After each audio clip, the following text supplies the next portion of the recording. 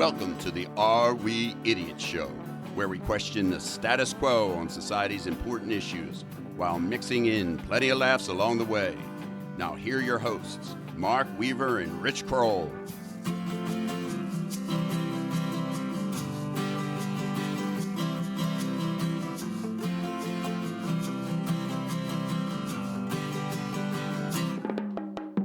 Hello again, everyone, and welcome to another edition of the Are We Idiots Show. We are your hosts, as always, Rich Kroll and Mark Weaver. You know, I love when you get emotional and animated to start the day. It's really exciting. I was just thinking, as I've heard your brother-in-law, the effeminate, what's the word? Not effeminate, not woman-like, but affable. Affable? Okay. The affable Chris Graham Mooney. You know, his voice just brings a serenity to my life, serenity now. Some people say it's like listening to nails on a chalkboard, but for me, he's just soothing. And for your wife, she thinks he's pitching his voice to a different octave. Oh, completely trying to get faking it. Some Hollywood gig, yeah.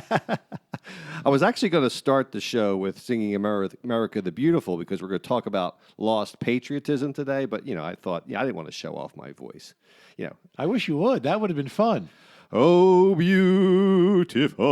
No, I'm going to do it. I'm saluting. Keep it going. Or spacious skies. So, Richie, we have a great show planned, as always. But we always start with the tip of the day. Do you have one? his mind is scrambling right now. Oh, I forgot. I always have a tip of the day. Folks, it's usually around driving or cooking food or... Last episode, you didn't have a great tip of the day, but hopefully you improve it today. Alvaro was busting on you. Because I'm going to be ranting and raving today against a lot of our youth in today's world, my tip of the day is this. Remember where you came from.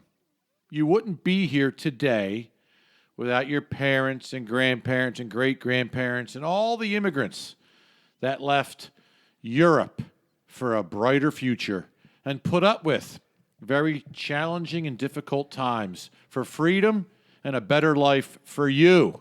And although you're removed from it, remember where you came from. Liberty. They are seeking liberty, those folks 274 years ago. But no, it should be a fun show. And, as we sometimes plan these shows out, Rich and I, we don't really script it. We don't talk about it. But we have like a framework of what we're going to talk about.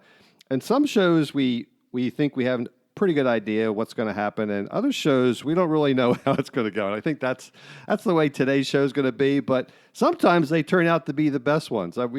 Rich often harkens back to a show we did on zoning laws where I was going on a libertarian rant, and he spent the whole show basically making fun of me and my passion around the subject. And it turned out to be a pretty good show, even though we didn't really think it was going to be when we first started. So anyhow, Richie, we wanted to always thank each show our patrons, Mark Zlotnikoff, Eric Weaver, George Muldoon, Mike Smalls, Chris Barbie, Scott Carney, and Alvaro Puga, who, if you missed our show last episode, Alvaro was a guest. So we'd love to have more patrons, and eventually we'll have more of Rich's friends be patrons too. But if you're not sure how to do that after all these suggestions we've given over the last 7-8 months, our website, areweidiots.com, go to supporting listeners, and right under supporting listeners, there's several options of ways to support us. You can, as you're a business, you can advertise with us, what have you, but there's a Patreon link. You just go there, and for the cost of a cup of coffee or two a month, you can be helping support our show, help us to grow the reach of the show, and we really depend on that, truthfully, to go forward. And we'd appreciate you giving that serious consideration. Did you skip over Mary Ellen Weaver Real Estate? We don't want to bring that up right now. Did we lose her? No, she was a patron, and she's reorganizing her advertising campaign. So all right, I won't bring it up then. Thanks for bringing that up. Now we can't even edit it out. But she was a patron for a very long time. Yes, we thank her plus, for that. That's basically my money going in there too, by the way. We won't even bring that up. Idiots of the Week is next. Then we're going to talk about lost patriotism and then traitors in U.S. history, because you could argue that the inverse of a patriot is a traitor. And Like Wall Street? No, traitor. Traitor, not trader. Right, Got it. Right. So anyhow, should be fun, Richie. And I have some good nominees for you for Idiot of the Week, and I think you'll be highly amused, as will our listeners. Ready for it? I'm ready. A woman in China almost died after injecting herself with a cocktail of more than 20 different fruit juices. Ah, of course. In an effort to improve her health, the 51-year-old gave herself an intravenous infusion by drip. After injecting herself with the mixture, the woman had itchy skin and a rising temperature. The woman, who was interested in unconventional health treatments, suffered liver, kidney, heart, and lung damage and was put into intensive care. This is unconventional. Sorry for laughing. Put into intensive care for 5 days. Quote, I had thought fresh fruit was very nutritious and it would not do me harm by injecting them into my body, she said. I had no idea it would get me into such trouble. Yeah, bypassing your entire digestive system is, very helpful.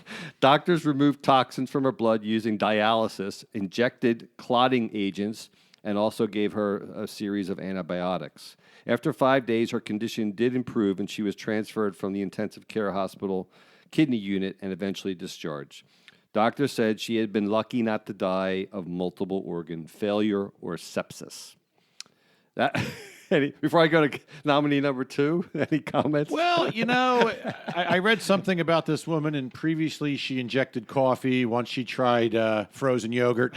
So, folks, there's a reason we have a very comprehensive and complex digestive system, right? Food goes through the stomach and through a lot of processes, and before it gets to all the organs, and then nutrients are stripped out to help those organs. When you inject things directly into your veins, most of the time, nothing good happens. I guess she felt like the drug addicts, instead of popping pills, they shoot up drugs, so it gets quicker into their veins and to higher high quicker. Maybe she thought she was just doing the same thing. Yes, some things get to your system quicker when directly injected, including toxifying your organs.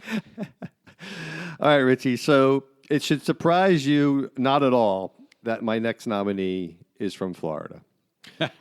A naked Florida man covered in Vaseline was caught after a long chase through a mall in southern Florida yesterday afternoon. The man was screaming profanities and running in and out of various stores, shouting how Elizabeth Warren was going to tax him to death and take all his money. Quote, when the police arrived, all hell broke loose, said a Florida woman who was in the mall. The man was nearly impossible to catch. Since he was covered in Vaseline, he was able to slip out of the hands of the officers with ease and slide under their legs on his belly like a greased pig. Brilliant gentleman. Quote, I had him in my hands and he just slipped right out of them, the police officer stated. When I caught him for that split second, he headbutted me, grunted like a pot-bellied pig about to eat a bag of popcorn, and slipped right under my legs. After slipping away from the police, the Florida man ran into a woman's clothing store. Quote, I wasn't sure what was going on, the cashier said. He jumped right up on the counter and took a fresh dump right in the cash register. Wow. I thought the story This almost sounds made up. He jumped right up on the counter, took a fresh dump right inside the cash register. The fresh dump smelled like the time my degenerate brother put roadkill in the microwave for 30 minutes as an April Fool's joke. This sounds a little bit made up. Starting to get a little, yeah. I was about to give up and just quit my job, the police officer said. I definitely don't get paid enough to chase naked men covered in Vaseline, let alone one who took a dump in the cash register. When all was thought to be lost, the police officer found the Florida man passed out in a store that sells mattresses. The man was cuddled up on a brand new mattress holding a teddy bear. The mattress is now listed on eBay for $10,000 as vintage Vaseline Florida man mattress. This is the guy's picture. Now, again, I of all the idiots of the week, I've never suspected a fake story more than this because it's so outrageous, but they have a picture. What site was this on? I don't know. I'd have to go back. I did find a site that creates stories like this for entertainment. Yeah, I mean, but yeah, there's the Onion, there's the Babylon Bee, there's a bunch of different Twitter ones that make us start. But it seemed like it was, at least believable because it was from Florida. So you can weigh that into your judgment, Richie. Well, I got to give credit. I mean, if I'm going to go ranting about Elizabeth Warren in a mall, He could be a libertarian. he could be a libertarian. Government coming to get his money. He might be a better candidate than the last one you guys put up there. I would also strip naked and cover myself in Vaseline because I'd be as elusive as a greased pig. He would be. That would be tough. But where I draw the Maybe line. the next Terminator will be a Vaseline-covered Terminator. I'd like to see that. Where I would draw the line is taking a dump in a cash register. I mean, that's everything else about the story. I think the guy did a great job. Speaking, by the way, of my brother-in-law, Grammy, that was always his dream, that if he ever won the lottery, he'd go out of his job by taking a dump on the boss's desk. I love it. I love the creativity. That's the way he'd like to go out. It's very patriotic. Because this story may be one that's, I'm having trouble believing. Yeah. Due to it gets more fantastic and fantastic. I got to go with the woman who thinks injecting 50 different fruit juices directly into her body. Like, what was going to be, think about, well, what if she had just taken a sip of all 50? What would have, it's amazing what goes through a person's mind. So due to the possibility that second one is erroneous, I will elect Mrs. Chung. Chang. Okay. Chung Chang. This week. And I will send $1. Or a yuan. I'll send a yuan, not only to her, but to her nutritionist. All right, Richie. So we're going to talk about patriotism or the lack thereof. And this was, many of the episodes come from my brain and many of them come from your brain. This was one that kind of got you stirred up. And I'll let you go on a little bit of a mini rant about why this got you so exercised. But I think it would be good for you and I, because we don't rehearse, to get on the same page is how do you define patriotism? Because my guess is I may define it differently. There's going to be a little more to this rant than pure patriotism. Now, for me, patriotism would be a respect, potential obedience, and behavior based on honoring your country, which could be reflected in many different ways. So that's kind of the underlying premise, but it's morphed. You already got me riled up when you said, obedience. Okay, but I'll let you finish. Sorry. Thank you for interrupting me yet. This is the 65th straight episode, so you kept your streak alive, at least.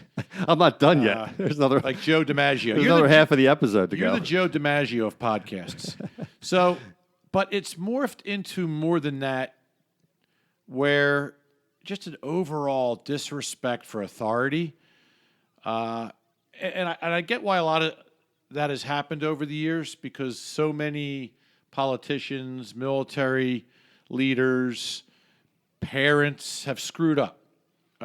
And it's made it tougher to be loyal to authority. But times are different. I guess the overall premise, above and beyond patriotism, is toughness and stick-to-itiveness and perseverance and work ethic and everything that made this country great.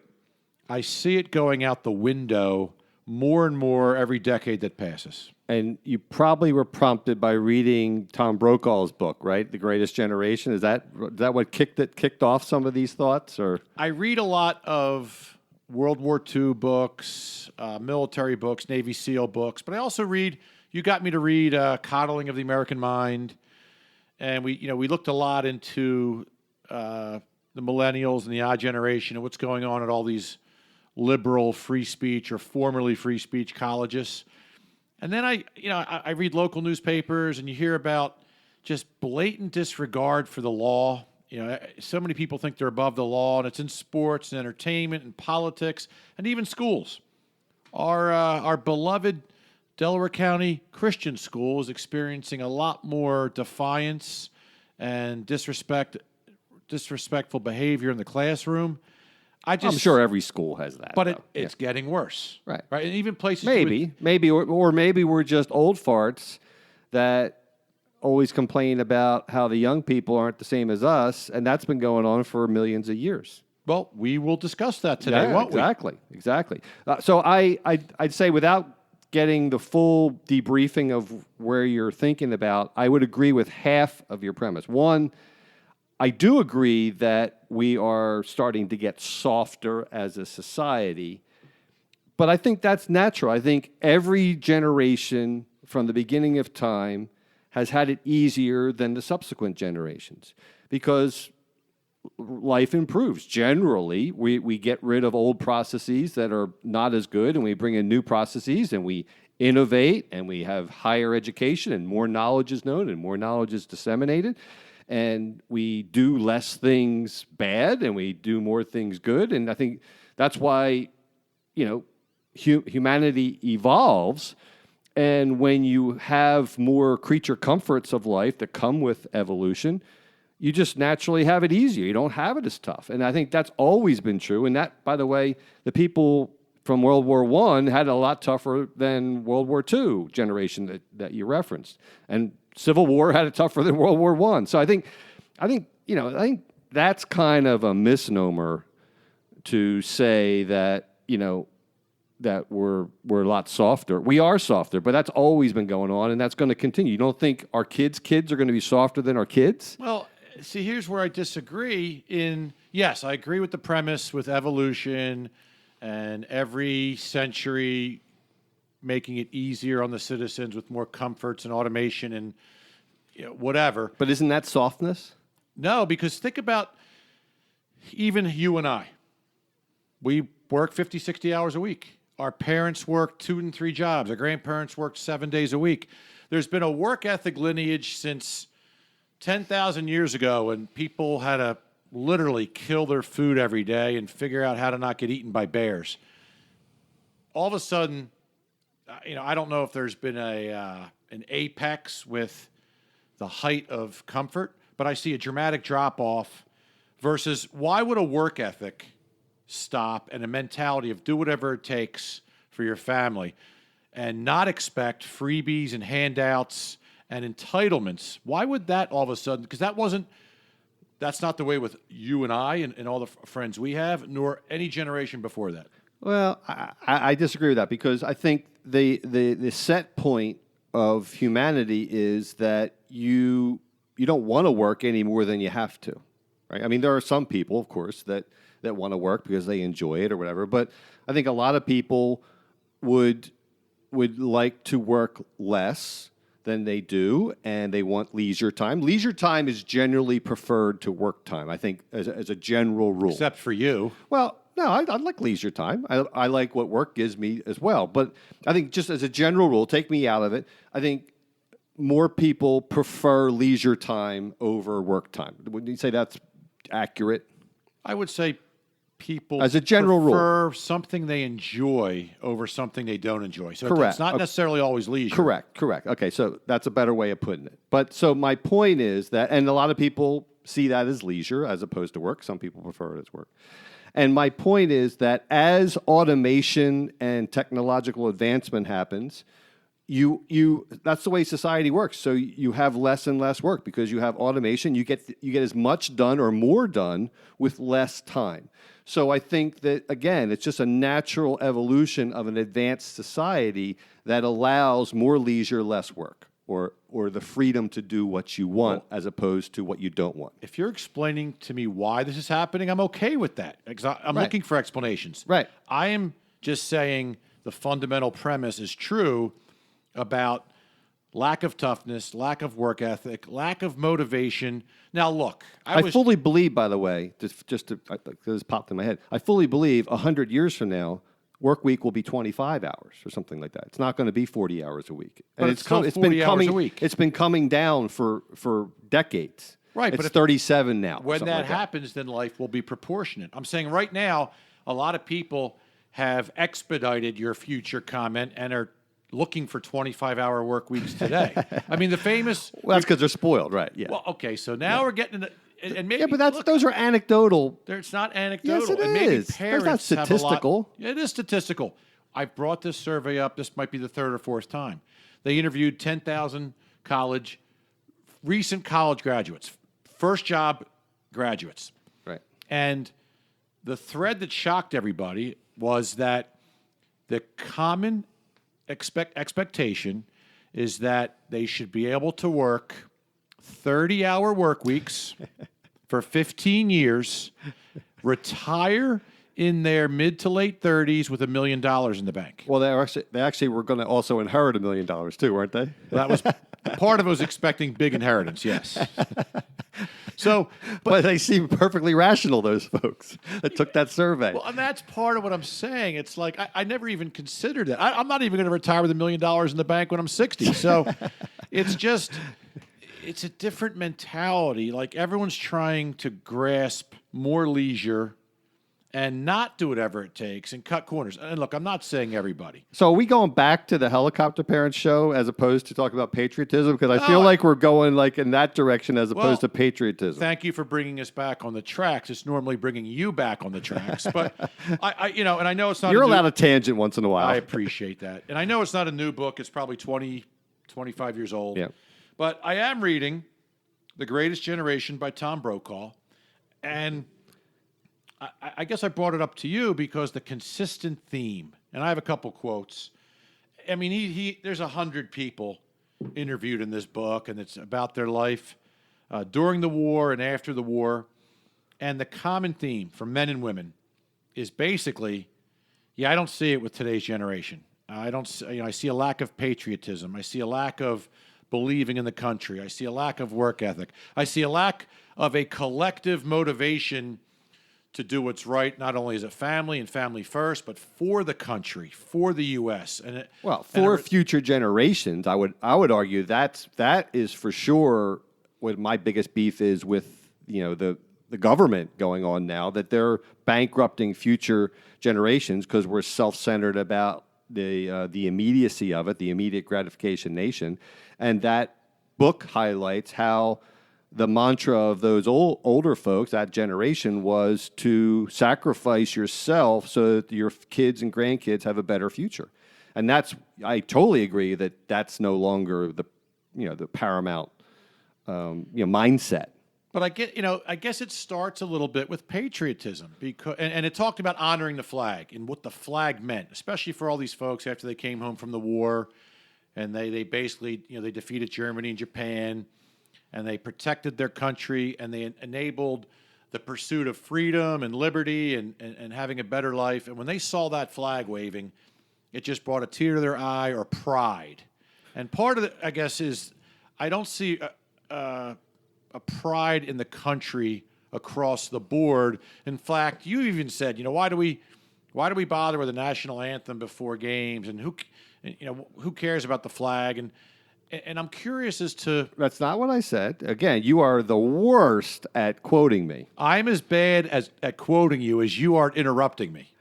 No, I'm a better interrupter. I'm actually a better interrupter than you are a bad quoter. Fair enough. What I said was I don't see the connection between having the national anthem at played at a sporting event, and that most of the sporting events are using it for association. That's what I said, if you want to go back and listen to it. I didn't say I don't get the flag. I know what the flag's about. I just don't see it linked with the NFL game or the NBA game. I am not, and you just misquoted me. I didn't say you don't get the flag. I said you don't really see the purpose honor in the flag. Yeah, that's a totally exactly. I had the pulse right.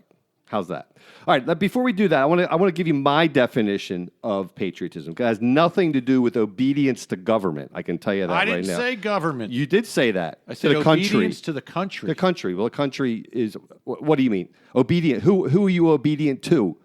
A physical landmass?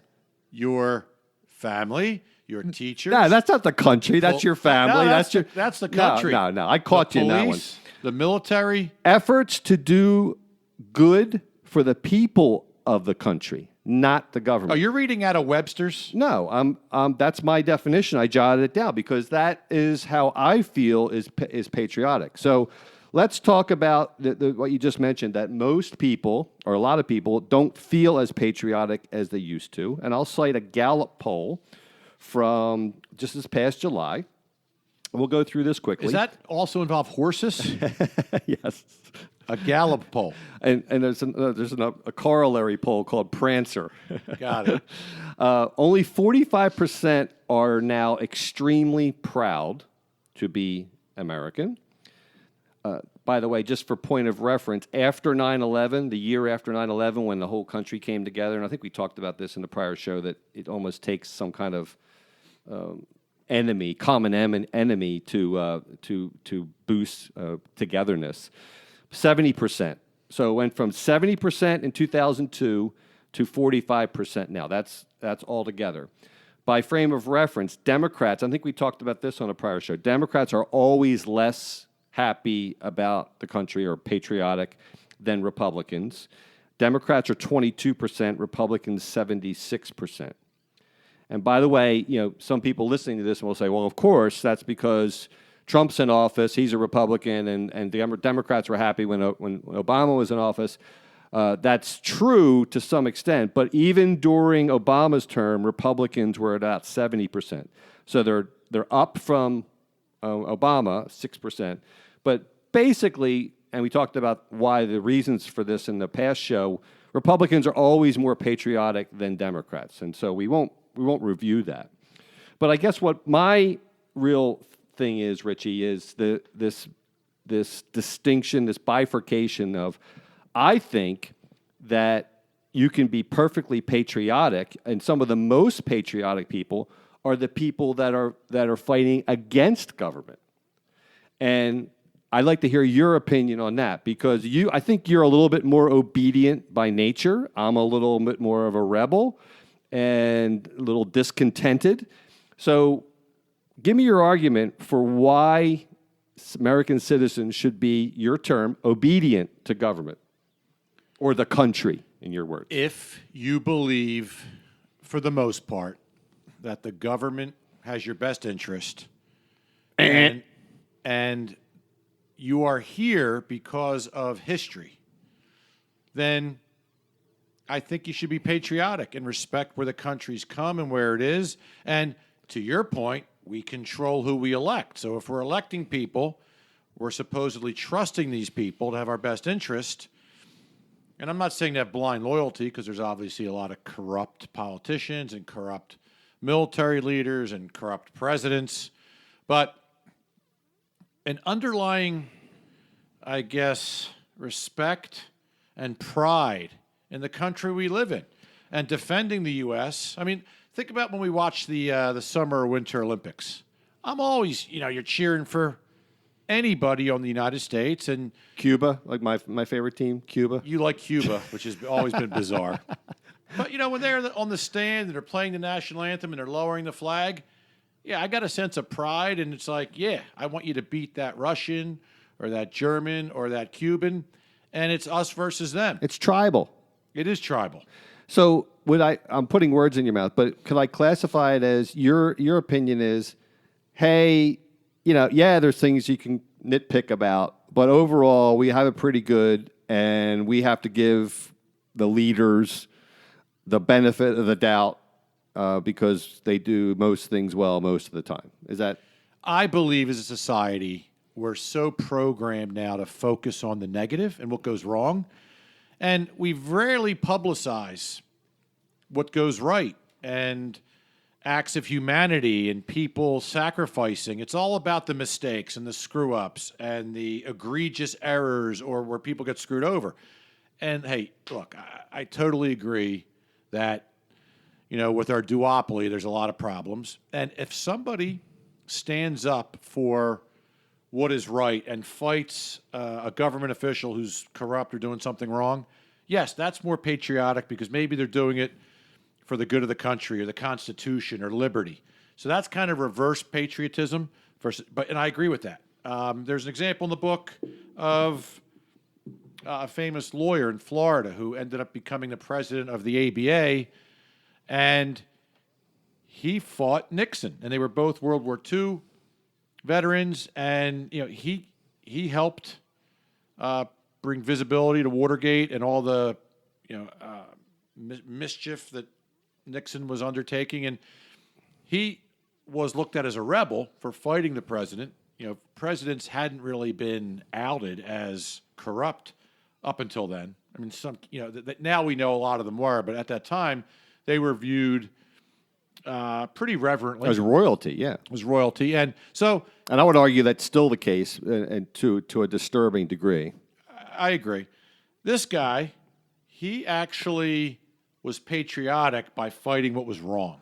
Absolutely, and that's I don't know if you remember the guy's name because I haven't read that book. That, by the way, probably in the annals of history, Annals or annals? Annals of history, me reading a book before you is exceedingly rare. So that's Tom Brokaw's book was something I read 25 years ago. Exceedingly rare and unheard of.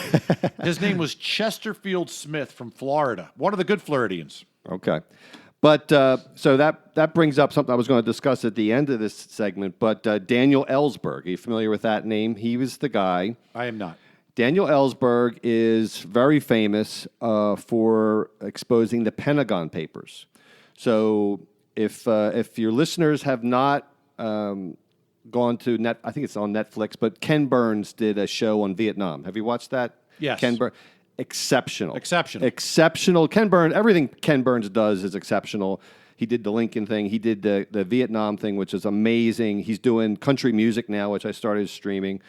But the Vietnam documentary, the overriding theme of that was that from Truman through Eisenhower, Kennedy, Johnson, and Nixon, 5 different presidents of both Republican and Democrats, they were absolutely lying to the American public and redirecting funds to fund this covertly and through France and through other countries. They were just totally corrupt, totally illegal. And Daniel Ellsberg was a whistleblower, and he didn't get anything out of it other than a lot of scrutiny and miserable pressure on his life. And he exposed the Pentagon Papers to the New York Times and then subsequently the Washington Post. And history has turned out that he's a hero, right? And it made me think of Edward Snowden. Now, have you followed Edward Snowden's case in all detail? Okay, so I'm on record of saying that I believe Snowden is this generation's Daniel Ellsberg.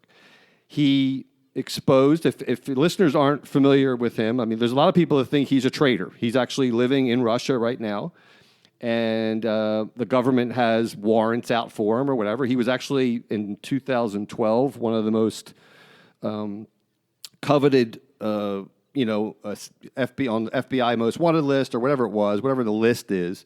He was on it, and they were trying to track him down. I saw him on a milk carton.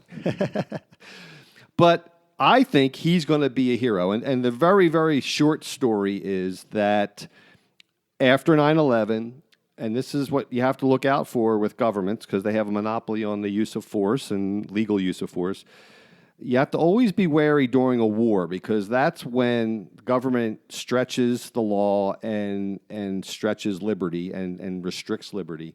And the government started doing mass surveillance with warrantless wiretaps, basically. They started collecting all phone records on all of us, not terrorists, not overseas stuff. They just working with the phone companies. They started collecting our data. And they knew they weren't allowed to do it. Dick Cheney was the big proponent of this, by the way, but Bush deserves blame. Obama deserves blame because they all knew about it and they all endorsed it and perpetuated it. Only a gang of 8 senators were the only ones that were told. And the excuses that the government gave were, it's confidential, so we can't tell you about it, but, we're doing it. So it was just absolutely, and obviously I can't go into all the details now, but everything that he said was happening. It was deemed unconstitutional. They stopped the program, And I think the guy's a hero, but he's still being pursued under the Espionage Act. So I don't know what your feeling is on Snowden, but I think he's going to be viewed in history the same as this Daniel Ellsberg who exposed the Vietnam and the malfeasance of Nixon. The key is to the length of information disclosed by Snowden. So if he exposed something that was illegal and covert, then He did. But there were other military secrets or government secrets that maybe should have been protected in our war against, terrorism or protecting the country. Sometimes there's a fine line between exposing what should be exposed, like Watergate or like, illegal wiretaps. But when he broke into these databases, there was tons of other stuff in there too. There was lots of stuff, but he did it. See, I think you have to. We're going to talk at the end of the show about traitors, spies and traitors, and almost all of them did it for personal gain. The most notorious ones. Snowden didn't. He didn't try to sell it for money. He did it responsibly through journalists, which is why the First Amendment includes the freedom of the press, so we can scrutinize leaders. James Clapper, who was the head spy, was up on Congress, lying in front of Congress, which is a felony, saying that these things didn't exist. He had no method to go through whistleblower things, like it's going on right now with Trump, by the way.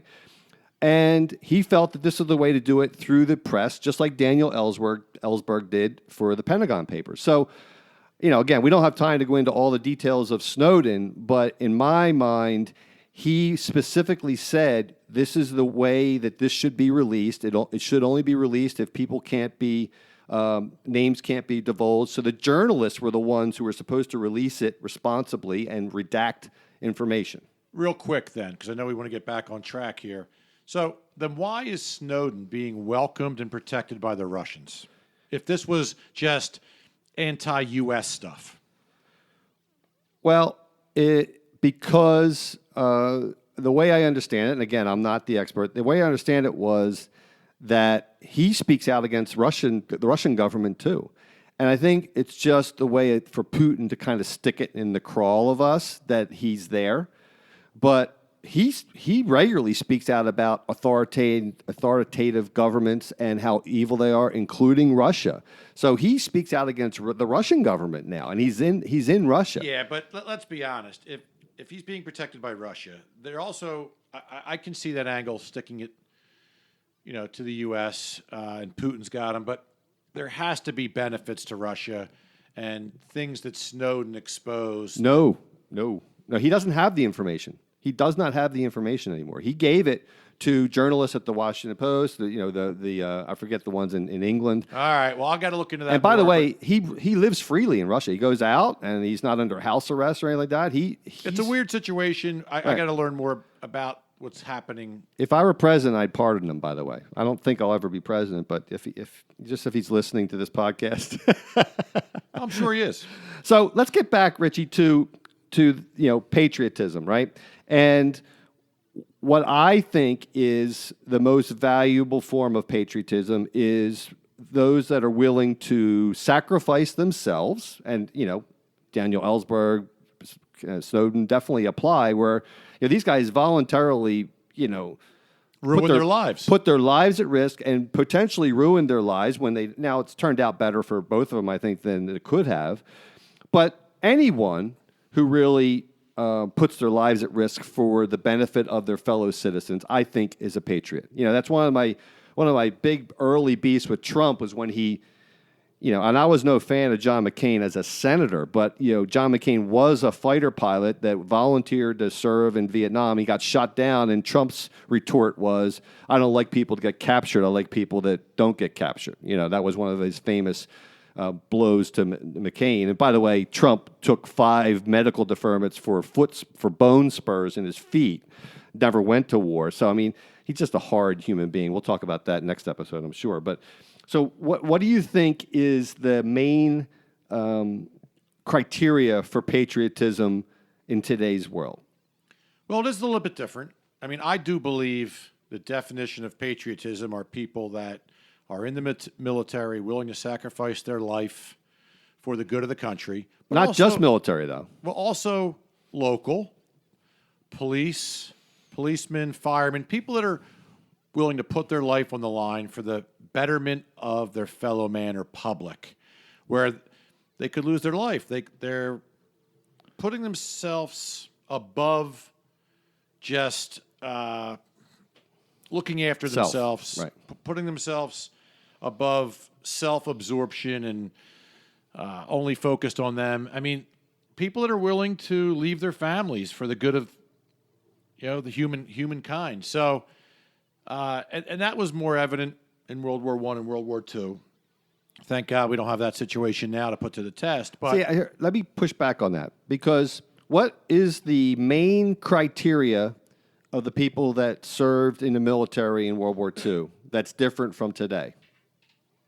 they knew for a fact that most of them, or a lot of them, were going overseas to put their life on the line. You get No. you get into the military today, and you have a 90%, 95% chance of not being in battle. There's a much bigger difference. They were drafted. Today, it's all volunteer. And that's why I don't believe that that greatest generation was any more brave or patriotic than the current generation. Everyone after 9/11, we had hundreds of thousands of people volunteering. These people, the greatest generation, I think they get a little too much credit. And I'm not bashing them, because if they ultimately went, but they had to go, or they'd be arrested. But at least half of them enlisted before they got drafted. But that's only half. I mean, so my point is that you can't really compare the patriotism for half the people that went to World War II, because chances are they probably wouldn't have gone. So a lot of them. And so, to me, it's unfair to bash the current generation where they volunteered after 9/11, which is our most recent war, and it's about all volunteer army now. It's a huge difference between back then, all the way up to Vietnam, where there was a compulsory draft. And I'm vividly and vibrantly against the draft. I think the government should not own your body and your life.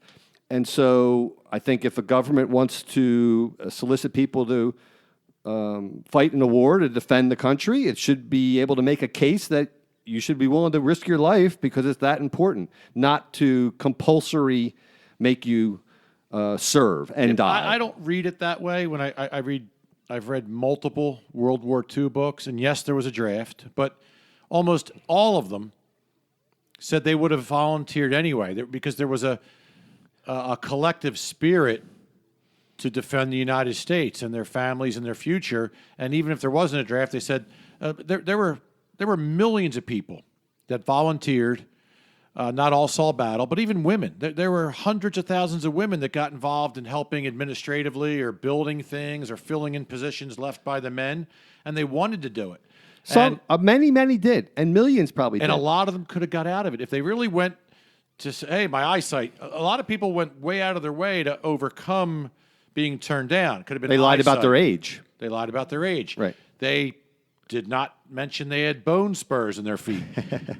So I just think there was more of if World War II happened today, especially with a foreign war, not on U.S. soil, I don't think you wouldn't have millions of people wanting to get involved. But a proper analogy would be if we were attacked. We were attacked Why is in that World a War proper analogy? Because in World War II, our homeland was attacked. It was Hawaii. Now you're going to say it's a caveat, Please. but Hawaii still was part of the homeland. Not in people's minds. Hawaii Yeah, is it was. 5,000 miles away, a little beautiful it was island. our military base on our Listen, homeland. to this That's the way day- it was sold. To this day, nobody. Okay, it's part of the 50 states, but nobody counts Hawaii. What about for the real. Hawaiians listening to this podcast right Yeah, now? okay. Hey, I'm thankful you're Americans, but you're 2,500 miles in the middle of the Pacific. We just happen to acquire you. It's not. We did the same for Alaska, too. And the Louisiana Purchase. You're going to say they're not part of America either? contiguous U.S. Well, Alaska's a little closer to home. So but Seward's Folly and Louisiana Purchase, they're more valid than Hawaii? if we bought Iceland and Australia, people wouldn't worry about them as much either. Texas used to be part of Mexico. You're going to cut the Texans out now? See, now you're stretching. You're acting like I would. No, I'm arguing on your line of rationale. If you look at the United States, it's one landmass. Anything in that landmass, people have pride in and want to protect. Nobody was jumping in the war because Hawaii was Yes, attacked. they were. Yes, they were. Anyhow, the point is that I don't believe that there's a huge difference. And by the way, hey, I'm not bashing that generation. I agree with you in principle that they were tougher because all generations that are older are tougher than younger generations. So I do believe that they were more of a sacrificial personality for the next generation. So I agree with that. And so just by the nature of that, probably a higher percentage of people would have volunteered back then. But the draft is a big component of it. And it's kind of like me saying, yeah, well, I would have paid my taxes anyhow. I know it's required by law, but I would have paid it anyhow because that's the kind of patriot I am. I would have paid my taxes regardless of whether it was compulsory or not. Let me word it this way. Yes, if we were attacked where military ships or an army or fighter jets came, into D.C. or New York or Los Angeles, we'd all be signing up. I agree. But if we were attacked 5,000 miles away on some little beautiful island and we had to send millions of people into Japan and Germany and Italy and France and the Philippines, no one's signing up for that except for the people that are already in the military. I totally disagree with that. I think the 9/11 response proves that. We were attacked in New York. And, of course, So you're not using a good analogy. Bad analogy. Of course, I win another debate. We have to move on, Richie. If they bombed a building, a U.S. embassy in London, we're not all gagging together. Well, first of all, that was not a country that did it. It was a group of terrorists that lived in tents in Afghanistan. Representing a country, representing terrorism. All right, Richie. So we're gonna do the inverse. You lost another debate.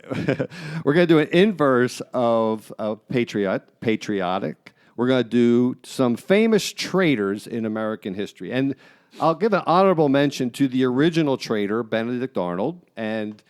I don't have anything written down, but the quick version of Benedict Arnold was he was actually passed over.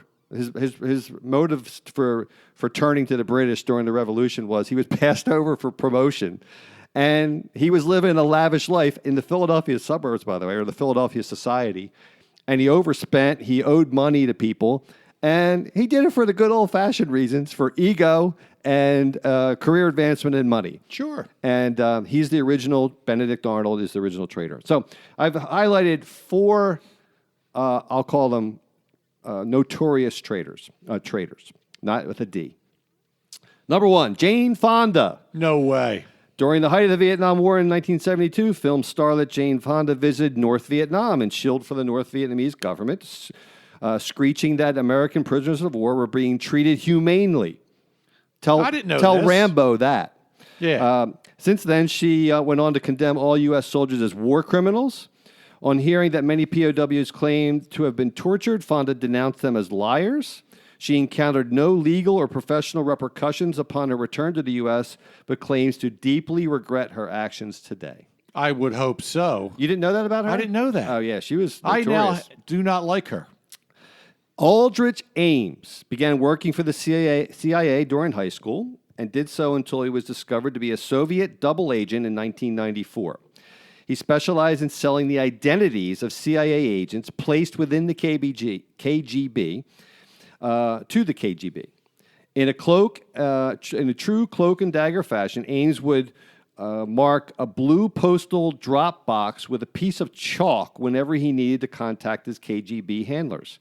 The damage he caused to U.S. intelligence efforts can't be known, but conservative estimates indicate that he exposed over 100 agents and was directly responsible for at least 10 of their deaths. A thorough accounting of his finances revealed that he and his wife made over $4.6 million over the espionage career. Ames explained the full extent of his activities on a part of a plea bargain to mitigate his wife's sentence. As a result, Ames was sentenced to life in prison while his wife received 63 months. Yeah, he was notorious. that's I remember horrible. hearing about him when we were in high school. People that for the pursuit of money and a lavish lifestyle are willing to put people's life on the line. He deserves to be in prison for the rest of his life. This is our parents' generation. This was a huge story worldwide. Julius and Ethel Rosenberg. In 1953, the Rosenbergs were the first American civilians executed under Section 2 of the Espionage Act. Charges related to the passing of atomic bomb secrets to the Russians. The data came from Ethel's brother, by the way, who worked on the Manhattan Project. Their legal prosecution was the, quote, trial of the century before the O.J. trial.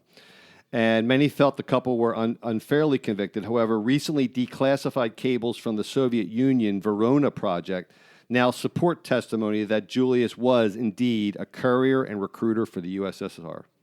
Can you still be executed for espionage? Absolutely. It doesn't happen anymore, but you absolutely can. It's part of the death penalty.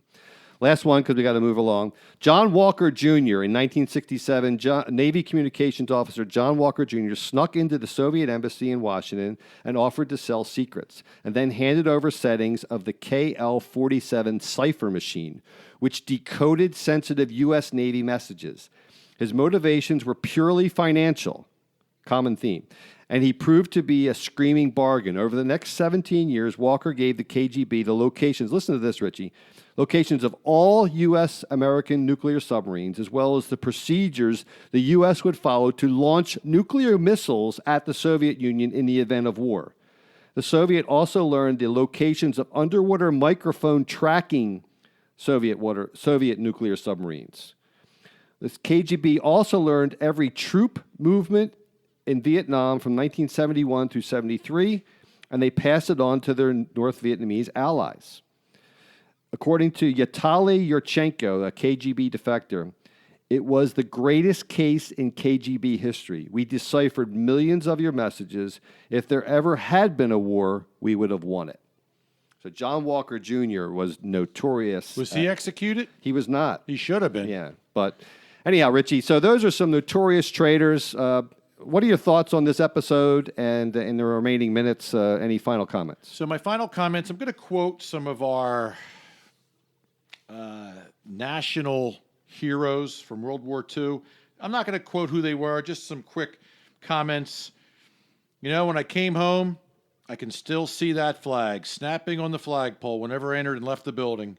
It was the last time in history of our country when a full-blown spirit of true patriotism was in every heart. What else do we have here? Bear with me as I turn the pages. Bob Seger. Yeah, good. It was the beginning of a life of learning to fend for herself. And since then, everything she did to wake up every day was in remembrance of dedicating a life to the United States and what the United States represented. As a child of the Depression, she doesn't remember that being a bad time because all the neighbors got together to help each other. At Christmas, they would go into the basements of their homes to make the gifts. No one has the time for families anymore. Everyone's more concerned about earning money, not taking care of their families. During the war, we learned to deal with deprivations, rationing, being away from our husbands and families. But it was all for a common good, the United States of America. What concerns me most about the future is the breakdown of the family. We were willing to make sacrifices so I could stay home with the children. Now couples both work so they can be more affluent. We would rather delay gratification to ensure that our children had a nice home environment.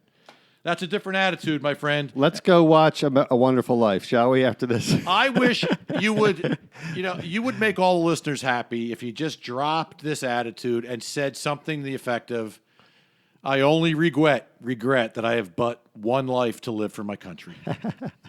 For my fellow citizens, I'm always trying to make the world better, but that's usually by limiting the power of our federal government. So that's my way of contributing to patriotism. So Richie, good episode, and make sure you tune in next episode. This could be some fireworks. I'm looking forward to this. Next episode, we will have a Trumpist You like that term? A Trumpist in the studio. Is he in a band? No. Tom Rafferty is an enthusiastic Trump supporter, and we felt it might, since I typically bash Trump a lot and Rich bashes him half the time, it's good to have a total sellout for Trump to be in the studio to represent that point of view. And we'll have a friendly debate about the top contenders for the Democratic nomination against Trump. So we're going to pontificate in the studio about Trump's strengths, the top contender strength on the Democratic side. It'll be broadcast about 1 year out from the election. So it should be a lot of fun. I guarantee this will be our most downloaded episode in our history. Because we'll have Trump in the title, so it'll definitely increase it. So anyhow, should be fun. Look forward to it. And as always, please remember, if what you see or hear sounds idiotic, then we're just the guys to help you sort it out. See y'all next episode. Take care. Thank you for listening. Please download, subscribe, share, and review on Apple Podcasts, Spotify, Stitcher, Google Play, and also our website.